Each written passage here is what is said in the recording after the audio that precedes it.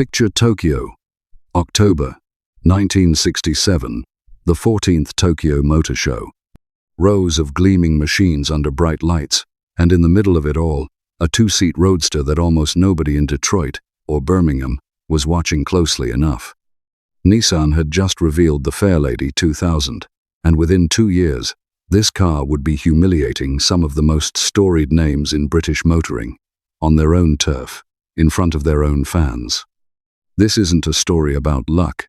It's a story about what happens when a company gets quietly, relentlessly serious about beating you at your own game. Here's what nobody tells you about this car. For years, the earlier Datsun Roadsters had been dismissed, even mocked, as cheap knockoffs of British sports cars. When the Fairlady first reached American shores in the early 60s, some assumed Nissan had simply copied the MGB, except that's not what actually happened. The Fairlady had debuted at the Tokyo Motor Show back in 1961, months before the MGB was even revealed to the world. The styling similarities people pointed to for decades were coincidence, not theft. The imitation story was backwards from the very start.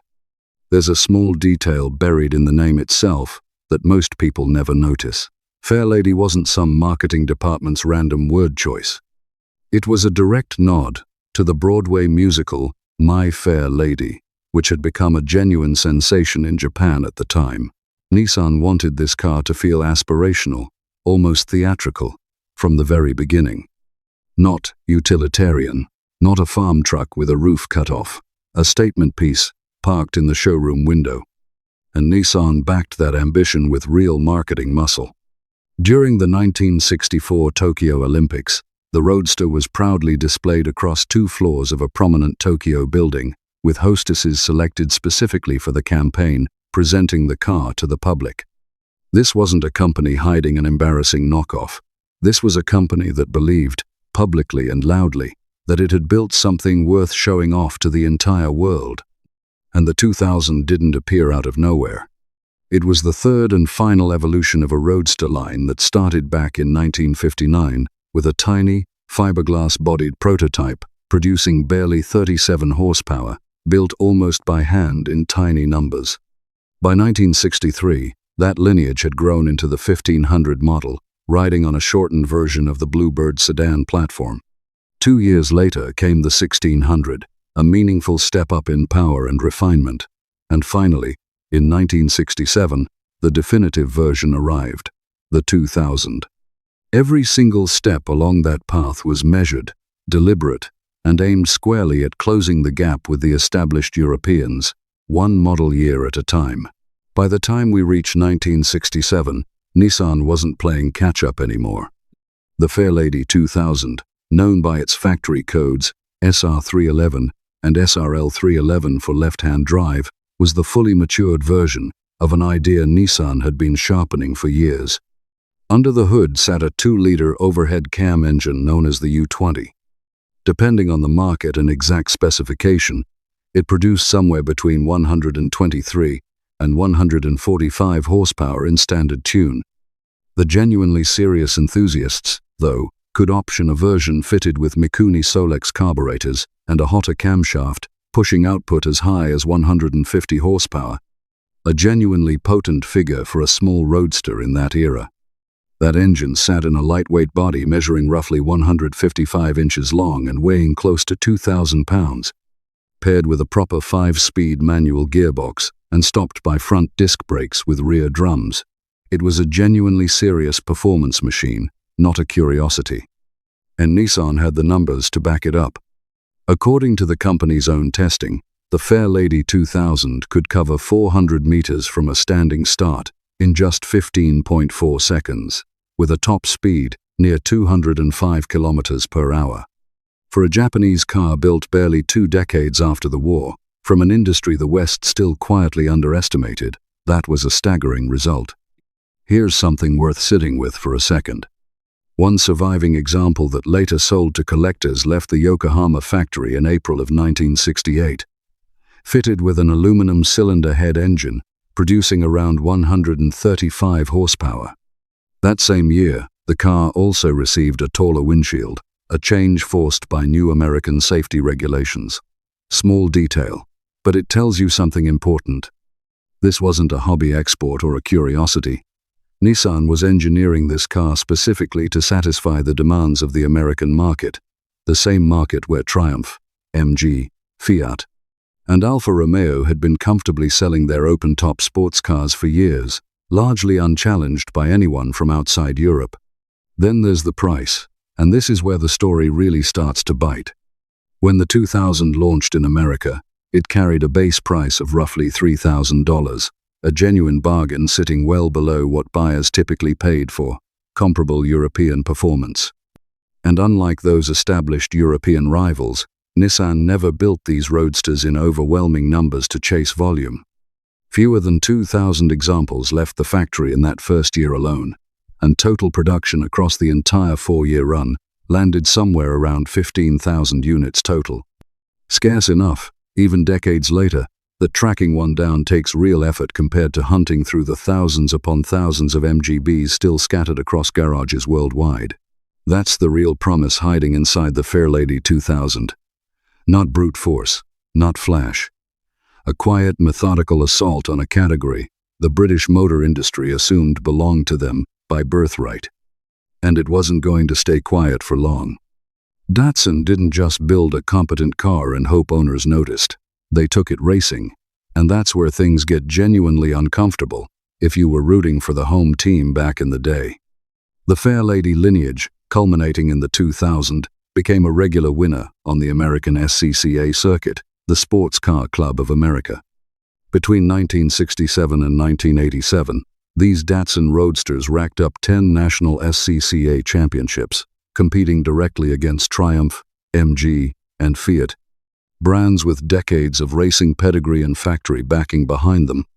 The 2000 became a fixture at the front of the C production and D production classes specifically, and it kept winning those classes for years, even after the factory had stopped building new ones. This wasn't a fluke result at some minor regional meet. It was sustained, repeated proof, spread across 2 full decades, that the cheap copy narrative had never been true. There's a smaller detail that tends to get lost in the bigger story, but it's worth mentioning. Paul Newman, yes, that Paul Newman, actually began his motor racing career behind the wheel of one of these Datsun Roadsters. A Hollywood leading man cutting his teeth in a Japanese sports car nobody in his social circle expected to matter. He wasn't alone either. Driver John Morton built a serious piece of his own racing reputation, campaigning these same cars, proving the early results were no fluke, just the beginning of a genuine pattern. Now here's where you need to remember your history a little. If you were shopping for a 2-seat convertible in the late 60s, your options were the usual suspects: Triumph, MG, Fiat, Alfa Romeo. All of them European, all of them steeped in decades of tradition, and most of them priced accordingly. The Fairlady 2000 slid into that exact same conversation, but at a noticeably friendlier price, without giving up serious performance or genuine build quality to get there. That combination, real speed, real racing results, and a price that undercut the establishment, is precisely why this car mattered. It wasn't an oddity on a dealer lot. It was a direct, calculated challenge to an entire industry that had never seriously imagined competition arriving from Japan. Underneath it all sat an engineering philosophy. British manufacturers, still leaning on decades-old platforms and inherited reputations, simply weren't built to match. Refine constantly, chase every small improvement, and never assume the badge alone would keep customers loyal forever. Before we go further into just how deep that challenge cut, take a second and hit subscribe if you're enjoying this. This channel exists to dig up exactly this kind of story, the real history behind the machines that quietly changed everything, without the sanitized version you get everywhere else. Drop a comment telling me which detail surprised you most so far: the racing wins, the Paul Newman connection, or that 15.4-second sprint time. Give the video a like, and if you know someone who had one of these Roadsters, or wishes they still did, send this their way. Because what comes next is the part of this story the British motor industry would have preferred stayed buried. Let's talk about what these cars are worth now, because it tells you everything about how history eventually judged this rivalry. Restored examples of the Fairlady 2000, cars from 1968, with that aluminum head engine and 5-speed gearbox, have sold for around $25,000 in recent years. Not because of nostalgia alone, because collectors and enthusiasts recognize what this car actually represented at the time it was built, a genuine engineering answer to Europe's best, not a footnote in a history book. Even specialists who spend their careers comparing vintage roadsters side by side eventually had to admit something uncomfortable. Reviewers examining both cars decades later pointed out that MGB performance actually began sliding downward, starting around 1967. The exact same year the Fairlady 2000 arrived, swinging hard in the opposite direction, getting stronger and sharper with every passing model year instead of weaker. But the real story, the part that turns this from a nice classic car retrospective into something genuinely revealing, happened back home in Britain while Datsun was busy winning championships in America. 1968 was supposed to be a turning point for British car exports. The pound had just been devalued, which should have made British cars significantly more competitive on price overseas, especially across Europe. Expectations were high going into the year. Instead, the British motor industry was hit by a wave of crippling strikes at component suppliers right from the very start of the year. One American executive at the time was quoted describing what was happening to British manufacturing as nothing short of industrial suicide. Export growth that should have hit 35% that year limped in at barely 20% instead. And then, in January of 1968, the British government pushed through the merger that would define the next decade of British motoring.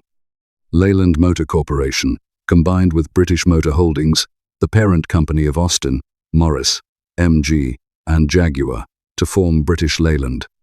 On paper, it looked like a national champion being built, a company finally strong enough to fend off growing competition from Japan and America both. In reality, it became something closer to organized chaos. Rival brands under the same roof kept competing against each other instead of the outside world. Management structures grew tangled and painfully slow to react. Labor disputes multiplied year after year. And the quality of the cars rolling off those production lines became, within just a few years, something of a national joke. A lottery where you genuinely didn't know what you were getting until you drove it home from the dealer.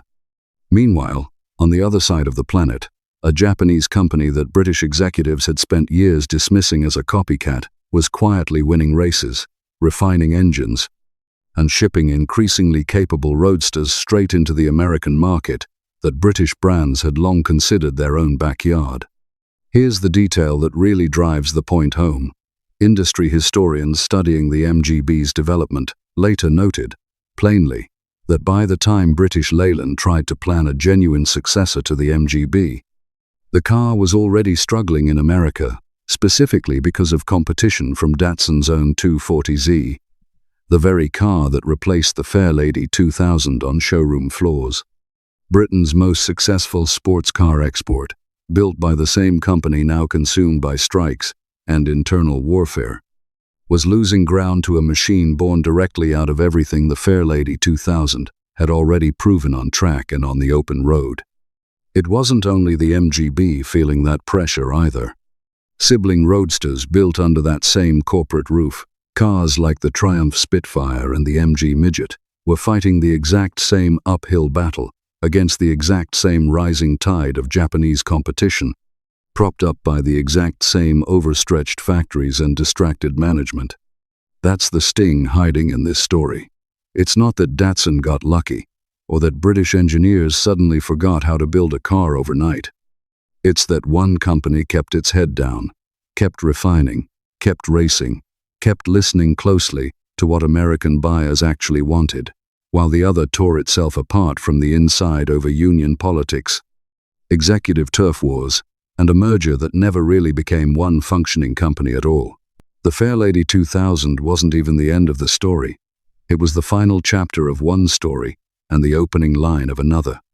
Production of the 2000 Roadster wound down around 1969 into 1970, and Nissan replaced it with the car that would finish the job completely, the 240Z. That successor didn't just compete politely with British roadsters. It helped bury the entire segment, as British buyers and American buyers alike had known it for a generation. Think about that arc for a second. A car dismissed early on as a copy, when it had actually arrived first. A car built in modest numbers, priced well below its rivals, that quietly outraced, out-engineered, and outpriced an entire generation of celebrated European roadsters.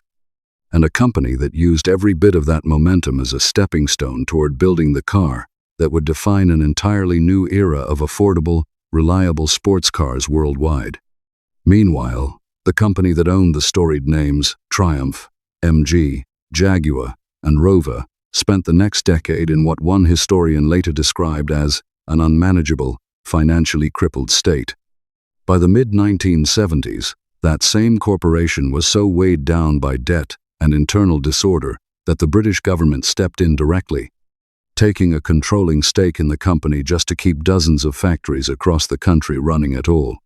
Two very different paths, two very different outcomes. One company entered the decade with a small, unassuming roadster nobody outside Japan took seriously, and left it having built the blueprint for one of the best-selling sports cars in the world. The other entered the decade owning some of the most beloved names in motoring history, and left it needing a government bailout just to survive.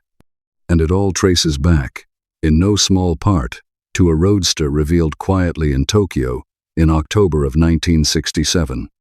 So what do we actually take from all this, beyond just admiring an old roadster sitting pretty in a museum somewhere? The Fairlady 2000 never won by shouting the loudest. It won by showing up, race after race, season after season, and simply being better than what it was compared against, right when it mattered most.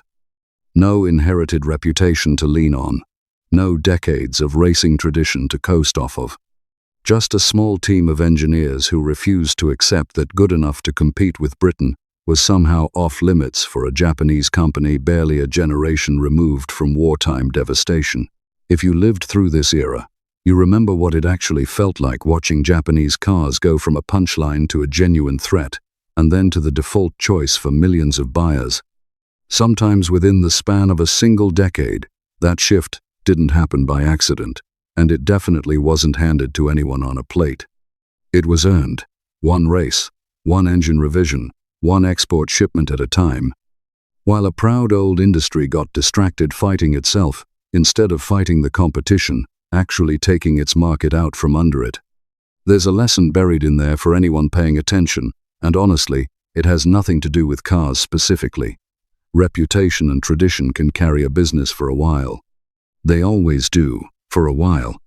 But they can't carry you forever if the people underneath you stop improving, stop listening to the customer, and start spending more energy on internal politics than on the actual product rolling out the factory door. Decades later, enthusiasts still argue about this exact rivalry at car shows and online forums, comparing notes on which roadster aged better, which one is harder to find parts for, which one holds its value. That argument alone tells you the story never really ended. It just moved from the racetrack to the garage, and it's still being settled one restoration at a time. If this kind of story is the kind of thing you want more of, real automotive history, told straight, without the polish and without the marketing spin, subscribing genuinely helps this channel keep digging these stories up. Drop a comment and tell me what part of this stuck with you most, whether it's that misplaced accusation of copying the MGB, the 10 SCCA championships, or the way British Leyland managed to lose an entire market segment to a car that traced its roots back to a truck platform. Give this video a like if you made it this far, and if you know somebody who remembers these roadsters, or who still argues about British versus Japanese sports cars from this era, send this their way. That argument just got a lot more interesting. Thanks for watching, and I'll see you in the next one.